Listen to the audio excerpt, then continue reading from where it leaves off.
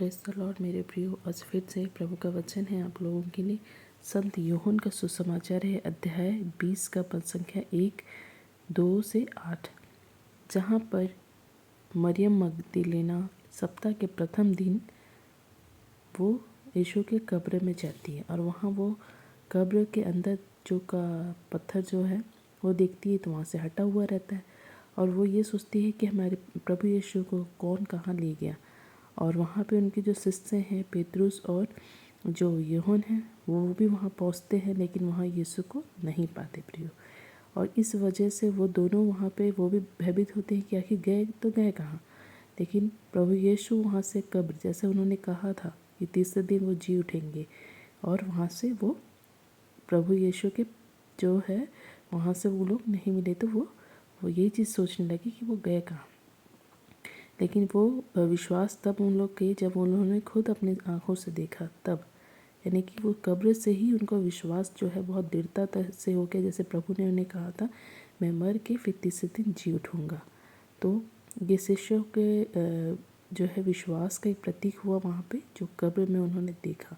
प्रभु यीशु की शरीर को नहीं पाके वो वहाँ से विश्वास उनके दृढ़ता के अनुसार वो वहाँ पर समझ पाए हैं, और यहीं से जो है उनका प्रचार प्रसार चालू हुआ प्रभु यीशु का पुनरुत्थान के बाद से। प्रियो, आज इस सुसमाचार में हमें प्रभु यीशु जो है पुनर्जीवित यीशु का अनुभव करने के बाद चारों दिशाओं में जाकर एहसास के साथ पुनर्जीवित प्रभु यीशु की घोषणा करने सिखला रहा है। जी हाँ मेरे प्रियो, आज ये वचन जो है हमें प्रभु यीशु की जीवन में जो वास्तविकता वहाँ पे घटित हुई थी उस समय से लेके आज तक हमें पूरा विश्वास करना है कि जो प्रभु यीशु का वचन जो है सत्य वचन है, और जो कहे हैं वो सारा भविष्यवाणी और जो उन्होंने कहा है सारा कुछ वो पूरा हुआ है। तो ये आप इस वचन के द्वारा अपने इस चीज़ को विश्वास में मजबूत हो सकते हैं, जैसे उस शिष्यों ने और मरियम मगदलेना ने देखा। ईश्वर हमसे हमारे जीवन में घटित होने वाली जो साधारण वास्तविकता है उस घटनाओं में संवाद करते हैं, बात करते हैं। हम इस बात को जानें कि ईश्वर हमसे बिजली की कड़क और हवा की मंद आवाज़ में, शहर की भीड़ भाड़ की आवाज़ में, शिशु की रुदन से हमें सावधान करते हैं, संवाद करते हैं, है ना।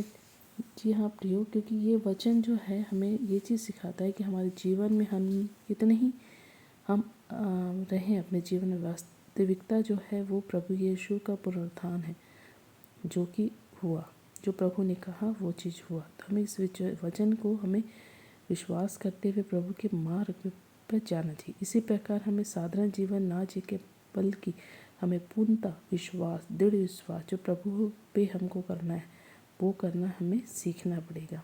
और हमें विश्वास को ही परख जो है प्रभु यीशु के द्वारा हमें परख किया जाता है, और वही चीज़ हमारे चमत्कार और हमारे जीवन परिवर्तन के काम आता है। तो हमें अपने विश्वास में दृढ़ रहना है प्रियो, ताकि हम अपने जीवन के प्रतिदिन के हर एक जो भी घटी कमी परिस्थिति है उसे हम लोग ट्रांसफॉर्म हो पाए। तो अपने जीवन में हमको प्रभु यीशु को प्रथम स्थान देना है, और प्रथम स्थान देने के साथ साथ हमें अपने जीवन को ट्रांसफॉर्म करना है, ताकि हम प्रभु यीशु के आगमन के लिए भी अपने आप को तैयार करने पाए। तो प्रियो, ये वचन जो है आप पढ़िए और वचन के द्वारा अपने जीवन में प्रभु यीशु को पहला स्थान दीजिए।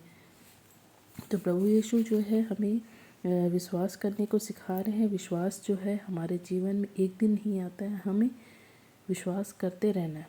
हम तब तक प्रभु यीशु पर विश्वास नहीं कर सकते जब तक हम पूर्णता से प्रभु के वचन के गहराइयों में नहीं जाते, तब तक हम विश्वास नहीं कर पाएंगे। इसीलिए हमको पूरे विश्वास के साथ प्रभु के वचनों में धैर्य बना करके रखना है, अनुभव करना है जो प्रभु ने हमें सिखाया।